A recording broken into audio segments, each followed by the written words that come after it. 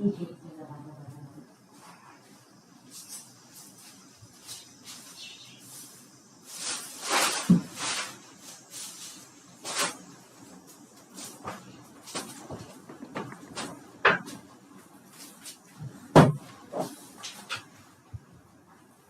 morning, students.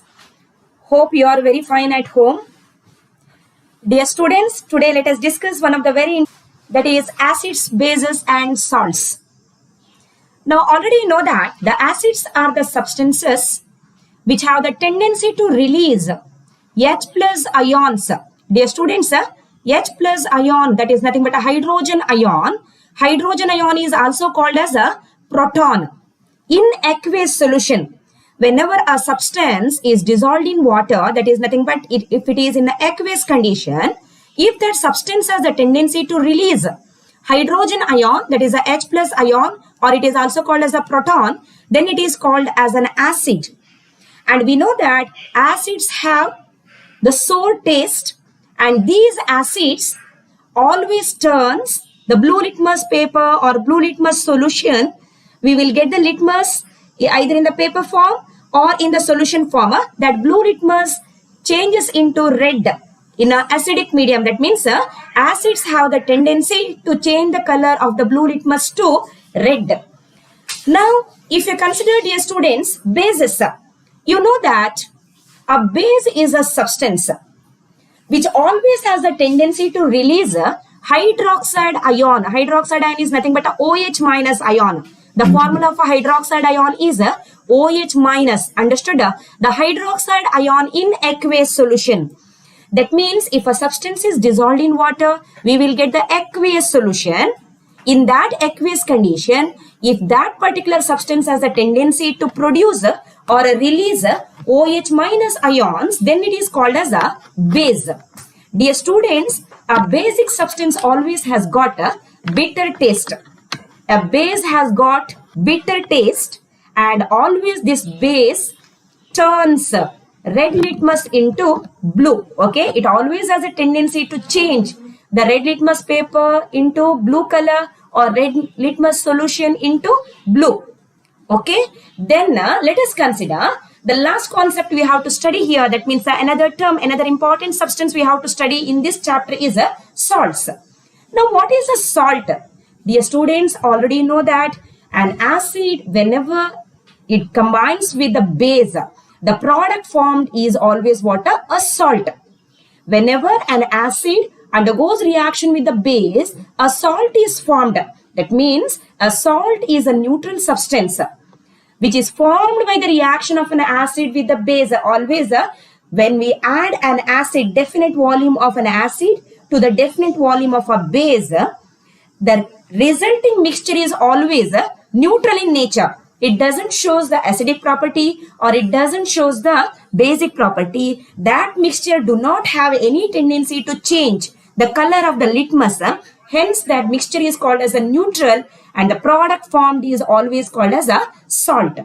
Dear students, whatever the introduction part we have studied here about the acid, base, acids and bases, these concepts, that means whatever the definitions we have studied, an acid is a substance which releases H plus ions in aqueous condition, while a base is a substance which releases OH minus ion in aqueous solution. This is according to Arrhenius, a scientist who observed this change for the first time. Hence, according to him, he suggested that an acid means always it has to produce the H plus ion. A base means always it has to produce the OH minus ions in aqueous solution.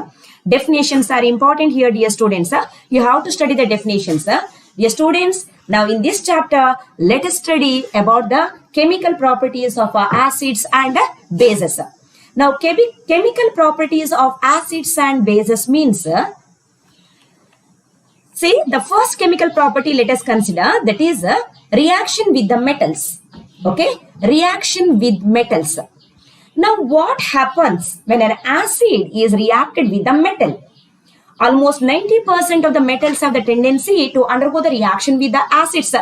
Various acids already you know, dilute hydrochloric acid or a concentrated hydrochloric acid, sulfuric acid either in the dilute condition. Dilute means it contains a large excess of water. amount of acid is less and amount of water is more means it is called as a dilute condition. Concentrated means it contains maximum extent of water, acid itself. Now various acidic substances, sulfuric acid, hydrochloric acid, nitric acid, phosphoric acid, all these are what? Acidic substances. Now what happens when a metal is reacted with an acid? Already I told you that, dear students, about 90% of the metals have the tendency to undergo the reaction with the various acids or acidic substances, except the noble metals like gold, platinum, etc. They do not have any tendency to undergo the reaction with the acids. Now let us consider one of the reaction here to confirm the metals have the tendency to undergo the reaction with what? Acids. Dear students, in order to study this, let us consider one of the experiment. That is, the experiment they have given in your textbook, like activity part they have given. You can see here, the diagram you can observe here. Okay, students. Now, in order to confirm the reaction of a metal with an acid and which type of gas is liberated, how the reaction takes place when a metal is reacted with an acid, we have to consider this experiment. Very important question this is. Listen here students.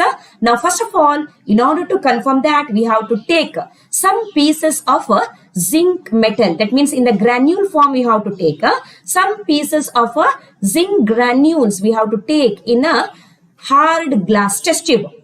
And we have to add a small quantity of any of the acid we can add. In your textbook they have given dilute sulfuric acid. And immediately we have to close the mouth of the test tube using the rubber stopper fitted with the delivery tube. You can see here, this is the delivery tube. Okay. The other end of the delivery tube is dipped in a soap solution. Now, dear students, when you add the dilute sulfuric acid to the zinc metal, that is the granules are nothing but a zinc metal in the bead form. That is called as a zinc granules. Okay. In the bead form. Now, when we add the dilute sulfuric acid to the zinc, reaction takes place. Zinc undergoes reaction with the dilute sulfuric acid to give the corresponding product. Dear students, metal we have reacted with the acids. Any metal if you consider, always metals are basic in nature. The metals are basic in nature. Now acids have the tendency to undergo the reaction with the bases.